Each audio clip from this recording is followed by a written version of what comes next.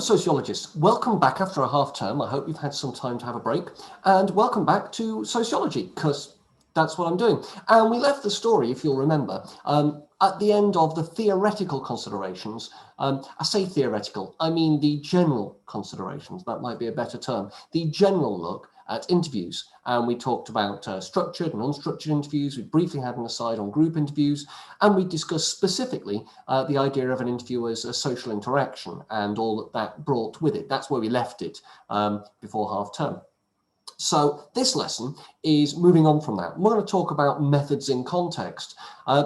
What happens when you apply structured or unstructured interviews or group interviews, or the idea of an interview as a social interaction, to a educational context, which is what this is all about ultimately, and that's what you have got to link it to. Now, I am going to be setting some questions soon on how to use what we've learned about interviews in an exam situation. So be aware of that, be ready for that, and also go back over the videos if you have to. They're all still available, nothing's changed. Now, I'm doing this on Zoom recording rather than my usual recording rig, so I apologize. I'm having to sort of guesstimate the amount of time that I've got to go in the video, and I'll do my best to hit the half-hour point and do that bad YouTuber thing where I gaze around the screen rather than looking directly at the camera as I find my thing. Now, you'll remember that I quite like this picture because it's so obviously posed.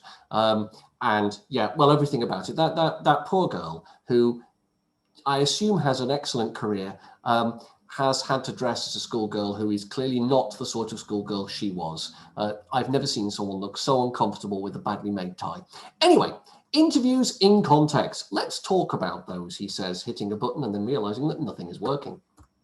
Hooray! So what uses can they be put to in an educational context, this idea of interviews? Well, for a sociological perspective, obviously interviews are used for many things. From a sociological perspective, they can be used to look at pupil subcultures. One of the easiest things to do to find out why pupils behave the way they do and why different cultures of pupils behave the way they do is to interview them and ask them, either in a structured or an unstructured sense.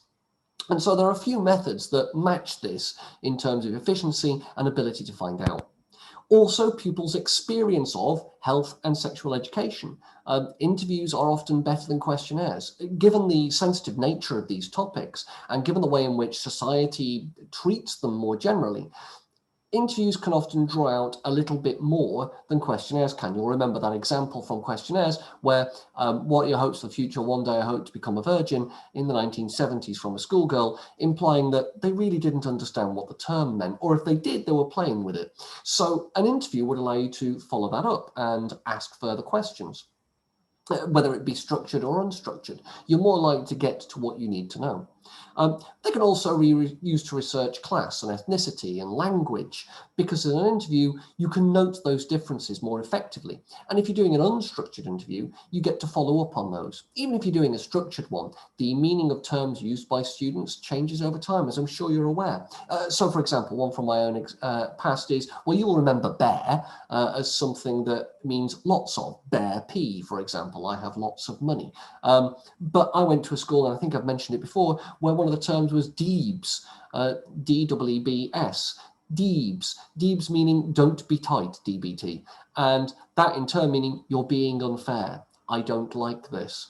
What an odd phrase. And I've never heard it outside that school. Another one was tret, you've been tret, which meant that you'd been told off in a particularly effective manner. And you'd been rightly told off. That was interesting. It wasn't ever applied to someone who hadn't been, say you'd been told off for something you didn't do, you wouldn't have been tret.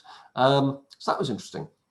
It also allows us to look at the gender identity of students, which is a fairly thorny topic, and you can't really do that through a questionnaire. People tend to respond there very differently, whereas in an interview, you can deal with that more sensitive subject matter, and it deals with things like the male gaze and the male straights as well. Yes, I did just make that joke. Yes, I've been waiting to make that joke. I am a sad human individual. Nevertheless, it allows interviews allow us to, as sociologists, look into these things more appropriately. The male gaze, by the way, is how certain things are presented toward the assumed male on the other side. It's usually presented by a male on the camera, and so the camera shots and the understanding of how subjects work tends to be from a male perspective, because it's males doing the recording.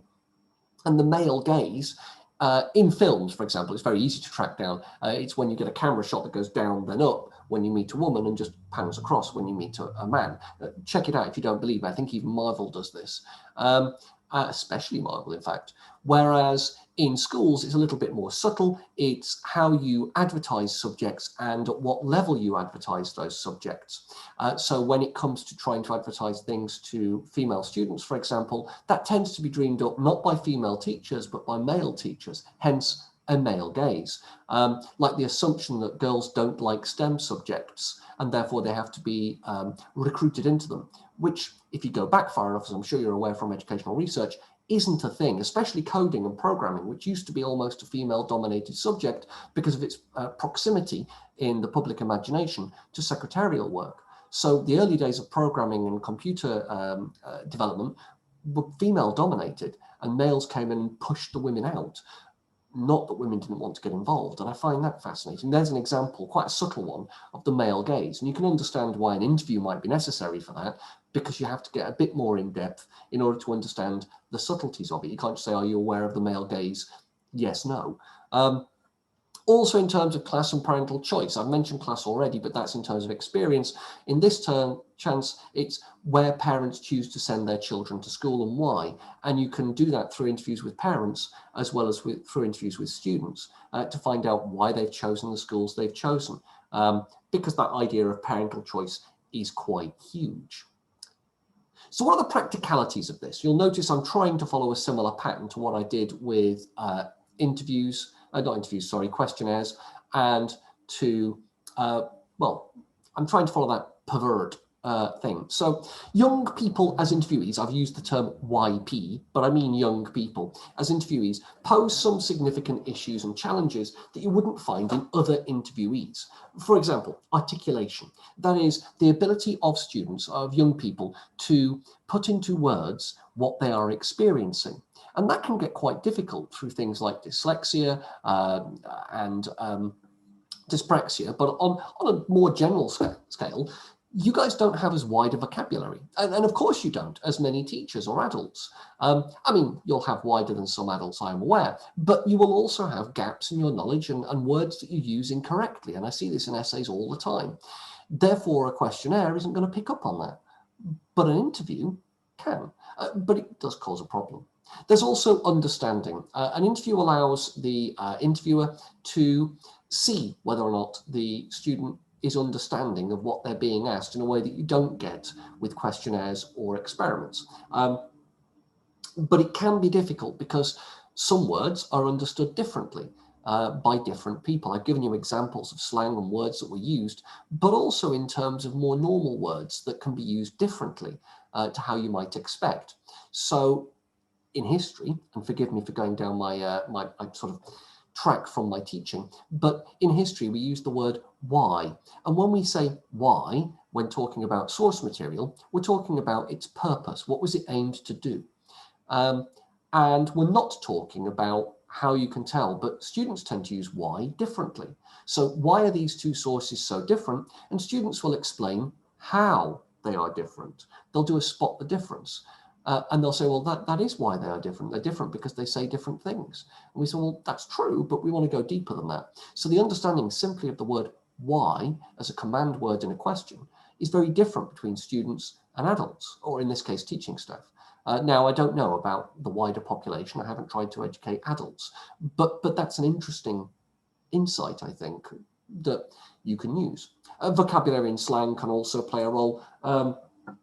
We've talked about this, Deebs, for example. I mean, Deebs is such a weird word. A lot of the slang you guys use is designed to frustrate adults. That's the whole point. You use it as a sort of encoding so that adults don't understand. When I was growing up, one of the key slang words was Raji. And it took me, well, until last year to work out that Raji was just a way of pronouncing R-A-G-E. Raji. Rage. You're having a rage. But they called it a Raji. I didn't know that. I assumed it was spelled R-A-J-I, and I was like, well, why are we using a vaguely Indian term? Which shows everything you need to know about me. Also, attention span and memory, as I'm sure you're aware with these videos, and in education in general, because you're on remote education, young people have a lower attention span. We reckon, by the way, if you want a rough rule of thumb, it's not a lot of science backing this up, but a rough rule of thumb is twice your age plus 1 in minutes. That's how long you can concentrate for at any given moment. Some people argue it should be your age in minutes. 20 minutes has often been cited since 1926 as being one of the best time periods to focus for. But that changes for different people, and it depends how you do that technique to find out that concentration method. But one thing we are aware of, and one thing is borne out by science, is that young people have a lower attention span than people who are older. It is going down a little, we think, but not as much as you might assume from all the articles about screen time. Also, there's memory. Your memory isn't developed when you're younger. It's around about fully developed around the age of 21, and then will sort of consolidate itself. But obviously, those early memories get changed. And one thing you need to know about human memory is they don't actually respond to what you're remembering. They respond to how it's interpreted later. A lot of your earliest memories will have been reinforced by what's happened since and going over it and talking about it with other people. As a consequence, you're not remembering that early memory. You're remembering the memory of that early memory, if that makes sense, which means it isn't the reality of what took place. And we know this, we can prove it.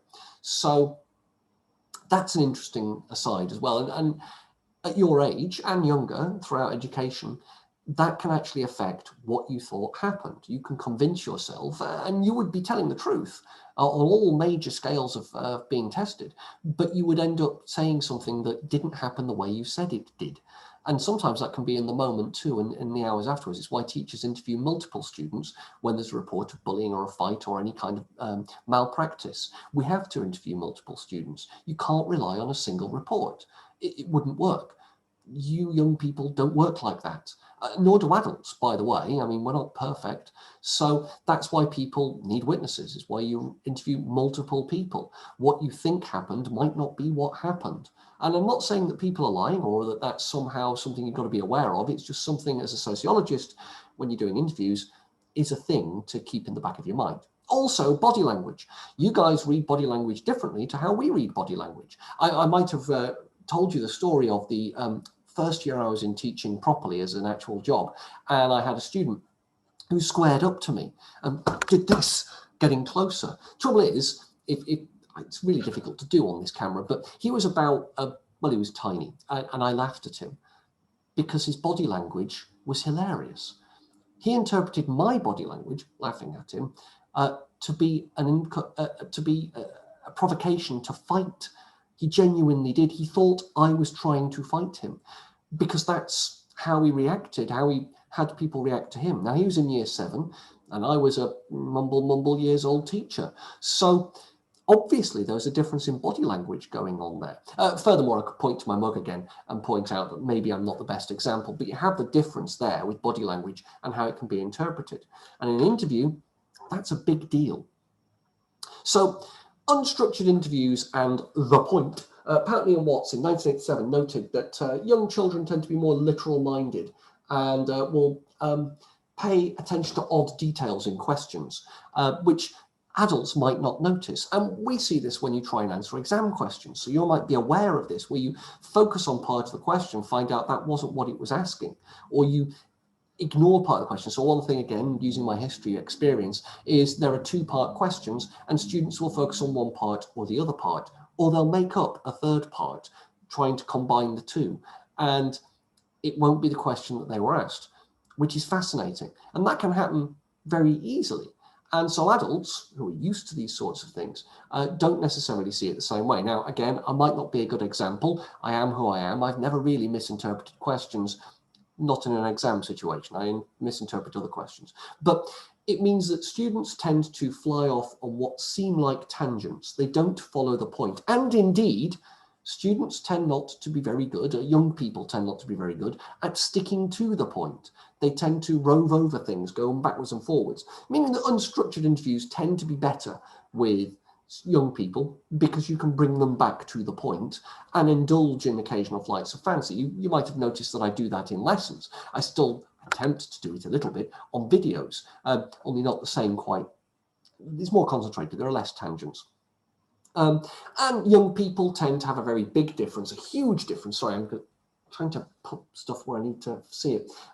In terms of written and literacy skills and verbal skills. Your verbal skills are often better than your literacy skills, so interviews tend to be better than questionnaires because your understanding of words spoken is better than your understanding of words written. Of course it is, and that goes right down to the youngest ages, and is no different in teens, I would argue.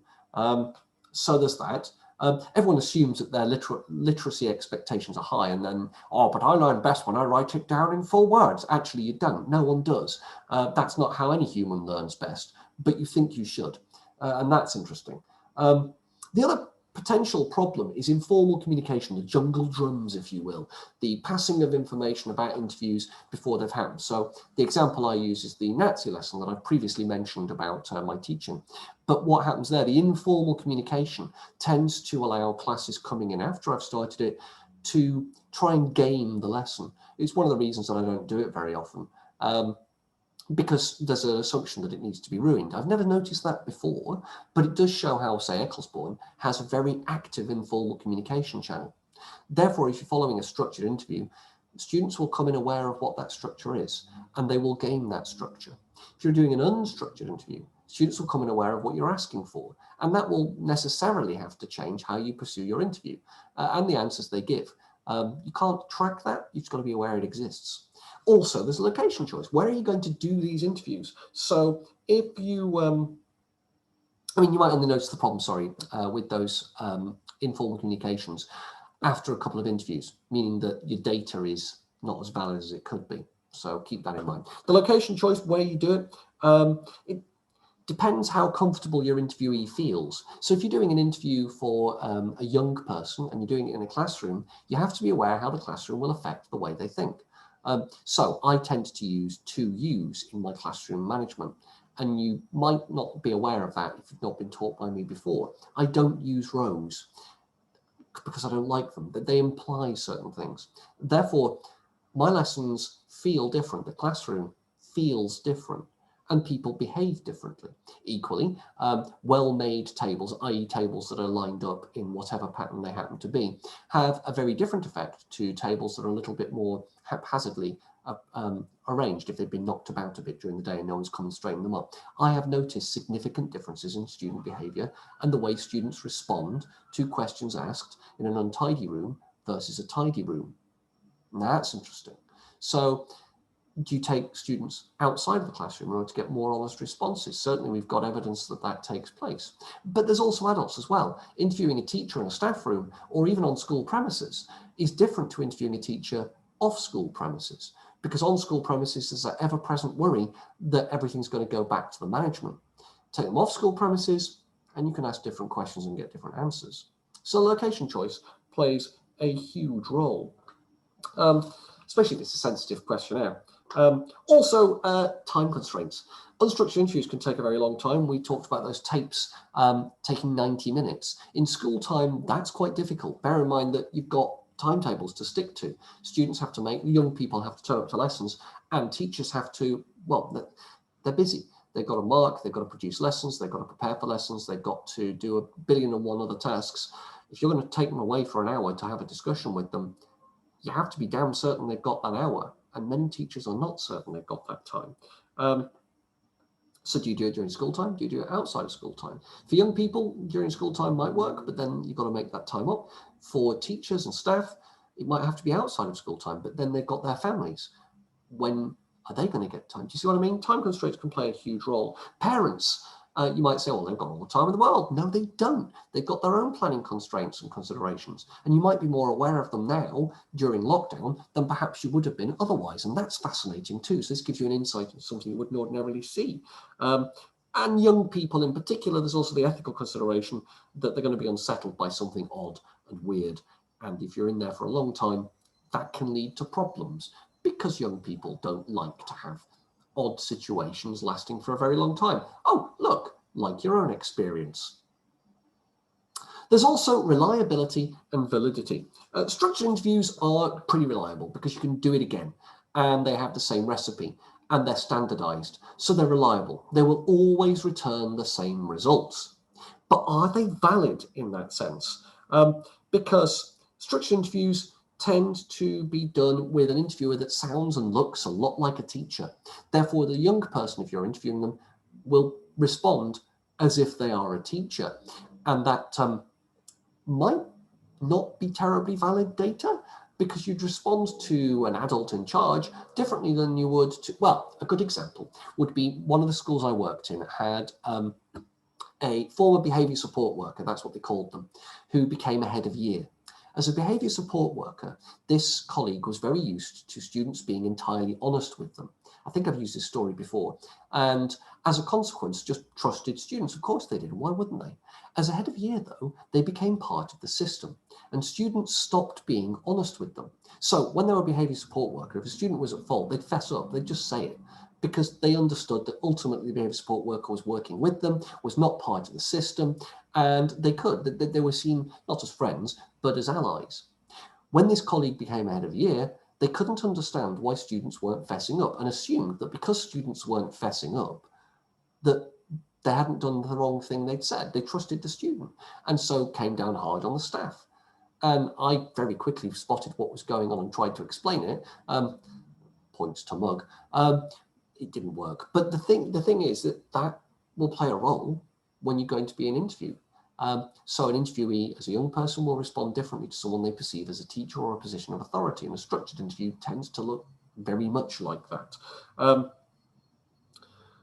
So in 1967, Bentley tried to start with a sort of jokey start, usually with sort of a jokey image of her fooling around with her daughter, meaning that students were more inclined to see them as a human being. Now, I've used this to my advantage too. In a couple of interview lessons, yes, I have lessons for interviews, halfway through, I shared a picture of my then very young daughter as a why do we do history? Because that tends to be perennial. People are, oh, why do you do history? And then halfway through, I'd thrown a picture of my daughter who was very young. And that broke the ice somewhat. Students behaved differently after that point. They were more open in the reasons why you might take history or not take history, because they saw a human side to me. And of course, I milked that for all it was worth. But combining that with relaxing body language by nodding, smiling, making eye contact, you can get a lot more out of a student. But you have to be skilled. Bentley knew what she was doing. She's a very personal style. I'm not sure I could do the same. I'm not sure it would work because it would be at odds with my personality. So if you're a sociologist trying to research these things, you have to be aware that you might not be able to achieve the methods you want to achieve. Interviews are not consistent when you do this, because the jokey image and the response to it and your response to that will change how you do the interview. So they're not as reliable, but the data you get might be more valid. Next, there's access and response rates. Schools are hierarchies. The lower down you go in a school, Powney and Watts pointed out that the lower down you go in the school, the more permissions, the more approvals you need in order to get the people you want to interview. And that means there's more hoops to jump through, more things you've got to do. It's more difficult to gain access the lower down the hierarchy you go. And by hierarchy, I mean going down to very young students, right the way up through to GCSE students and beyond, and then going through, say, teachers, other members of staff, and so on and so forth. The lower down you go, the harder it is to access. And there is that, so you need a lot more permissions, basically. There's also the problem of interviews being disruptive. In terms of timing, in terms of how long they take, in terms of what you're asking the students about. You've got to bear in mind that young people and teachers, having been interviewed, will react to how they've been interviewed. Of course they will, we're human beings. And that will affect what happens next. And that's something we have to bear in mind as teachers, you might not be aware of, but your hour before you come in and do sociology, for example, in school, will affect how you respond to my sociology lesson. Of course it will. And I've got to be aware of that. Part of what I do about, well, in more normal times, I get people to line up, and not in sixth form, and try and start the lesson differently is to reset expectations. And it tends to work reasonably well, though I've discovered difficulties at Ecclesbourne because students don't want to let go of what they've just done. But that's a story for another time. Also, there's the topic. Depending on what you're asking about, that can make a big difference to whether or not students respond easily or well. If you've just come from PE and then are asked about, I don't know, sex ed, there's going to be a different set of answers than if you've just come from RS and you're asked about sex ed, obviously. because you're in a different mindset. And equally, if you've just been asked about sex ed and then you go into a science lesson, you're going to have a different response if you've just been asked about sex ed and then you go back into an RS lesson. Do you see what I mean? So the topic also plays a role, and therefore we have to bring back this idea of timing and location. Where are you holding them? Do you have to go into pupils' homes, for example? Do you go to the staff's homes? Is that going to play a role? The location as well as the timing. Also, there's a parental consent needed. And this is proved by a point when we say that one of the highest response rates for interviews about sexual education, requiring parental consent, obviously, Field in 1987 had a 29% response rate, which was considered high. So interviews tend to get a higher response rate than questionnaires, but if 29% response rate is high, then you begin to see the potential issue we're dealing with here. However, that hierarchy can play a positive role if you get the backing of the school for the research being done. You can use the school's mailing lists to gain people. You can use the school's resources in terms of meeting rooms and interview rooms. You can use the school's timings in order of getting students off timetable or planning when you want to see them so they don't disrupt lessons, or that you get them when after a lesson you think will be more helpful to get the valid data that you need as a researcher. So although it can be a bad thing in terms of getting more permissions, it can also lead to positives. Finally, we come to the Transformers, teachers in disguise. I was trying to track down the sound file, but I didn't. The idea of an interviewer as teacher in disguise, basically it's all about power and status differential. Interviewees may see advantages in lying, exaggerating, concealing, or seeking to please an interviewer that they see as being a higher status than them. And of course, in wider society, we know this to be true. People will always respond differently to people in higher social positions than themselves. I go back to the phone voice that I was talking about earlier, but it's even more so in an educational context because you are aware of the hierarchy. It's very obvious. It's in your face. You can't escape it. I wear a suit and tie, and that automatically places me on a position within the hierarchy. If I came in, I don't know, t-shirt and jeans, you would respond to me differently. Of course you would.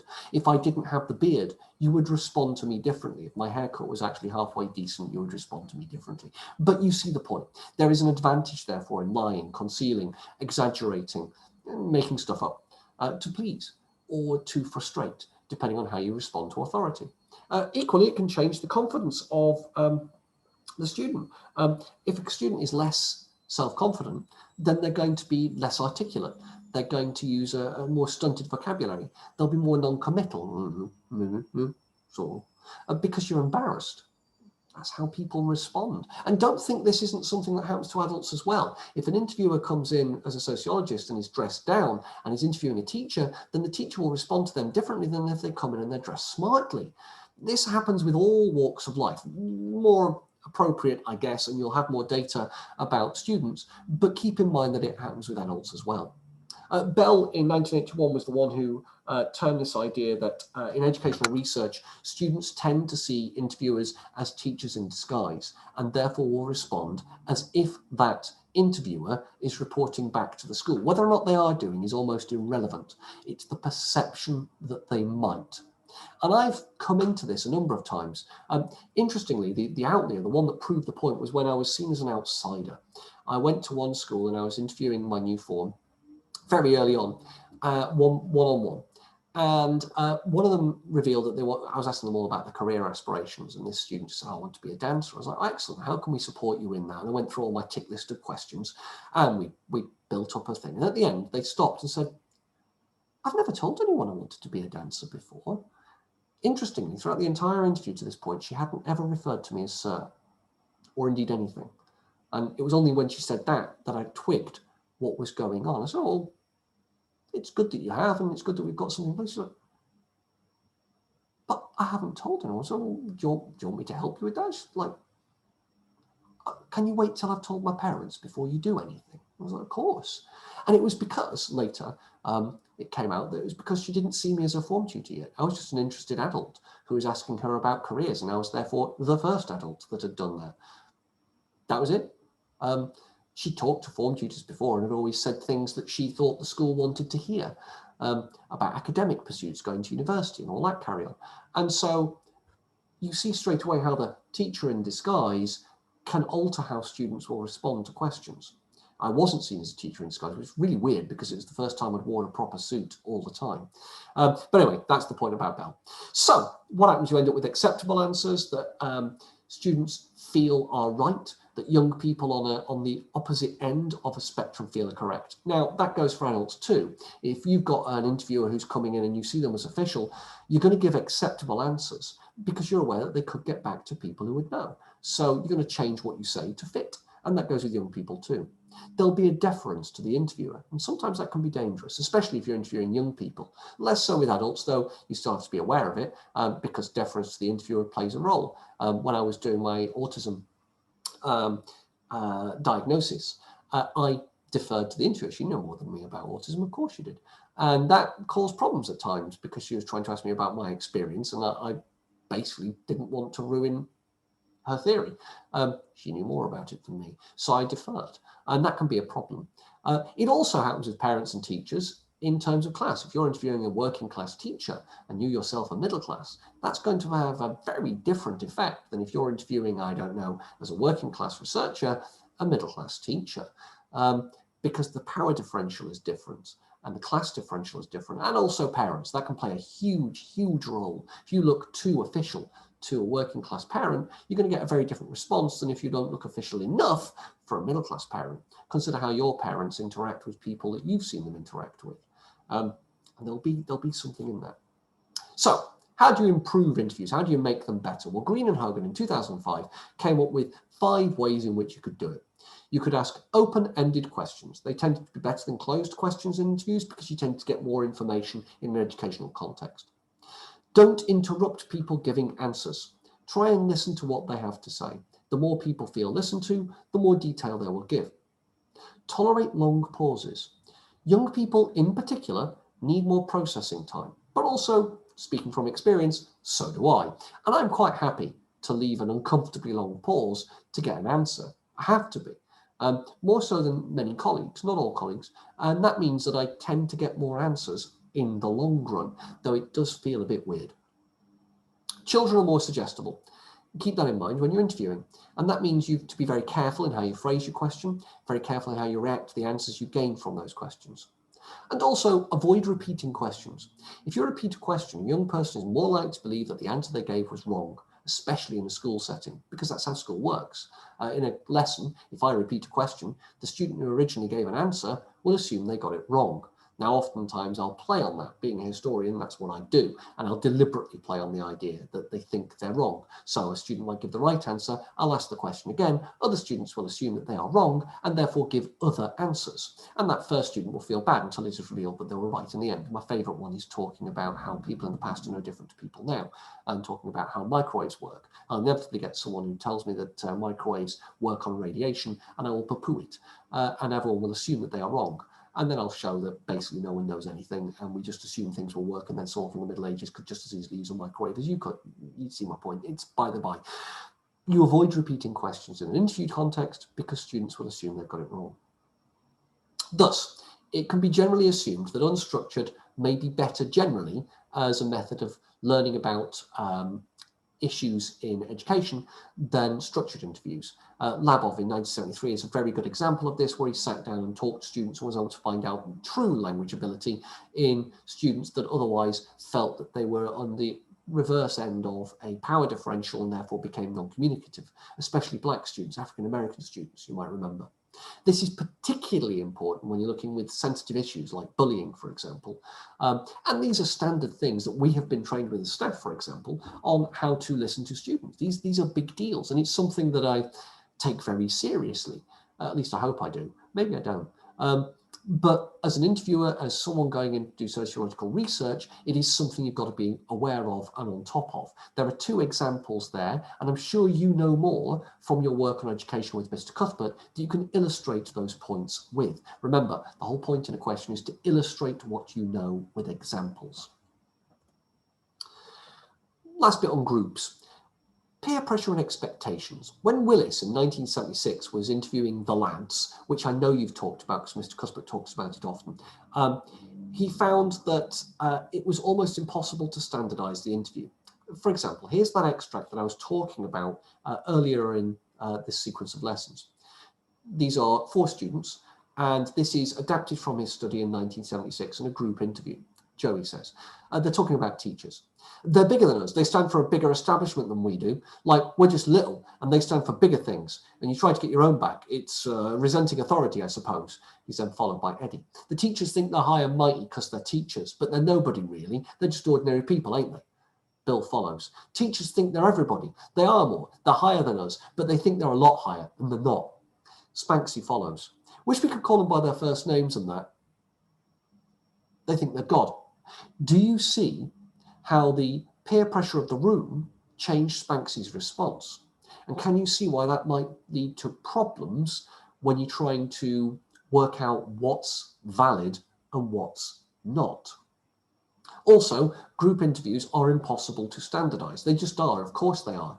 The dynamic will change. You've seen that in classrooms where people have conversations and it changes depending on who's there and who's not.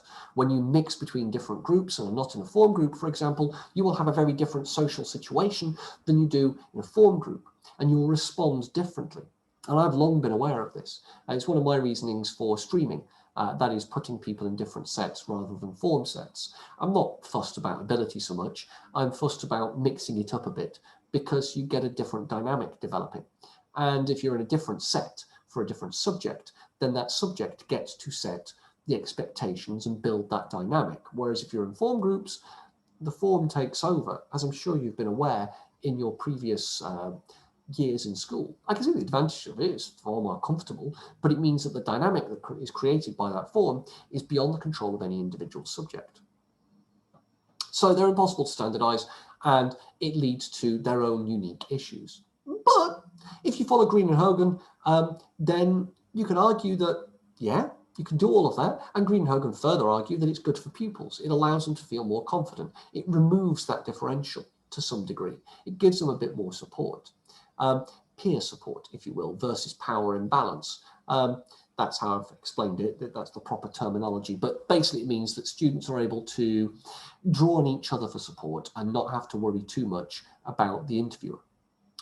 And it also is revealing in what the interactions are between students. So if you want to research young people or pupil subcultures, this can be very revealing. We go back to that example and you can say, well, yes, Spanksy's ending up caving to peer pressure, but that in itself is interesting if you're researching student interaction or if you're researching student subcultures. Spanksy's response is very interesting, that he started one way, then changed to fit what other people were saying. That tells you something about how the student subculture operates and why people are in it. And you wouldn't get that insight from any other method than group interviews. So although I've left it till last, I hope you can see why it's important. And that, I'm not sure how long this has gone on for, is the lesson. So hopefully you've got enough to go on there. Hopefully this is reasonably close to half an hour. And hopefully I've been detailed enough. As always, if you want to ask questions in the comments, please do so. Obviously not on YouTube, don't put them down there. Put them in the Show My Homework that this is attached to. And myself or Miss Wibbly will get back to you with as much detail as we can to help you out with that. There will be a set of questions coming. They will be released on the next lesson. There'll be a video, brief video talk through about how to answer the questions based on your last submissions. And I'll try and create questions on interviews that you can actually answer. And that's it, really. Other than that, have a lovely day. Welcome back. And I look forward to seeing you in the next video. Bye-bye now.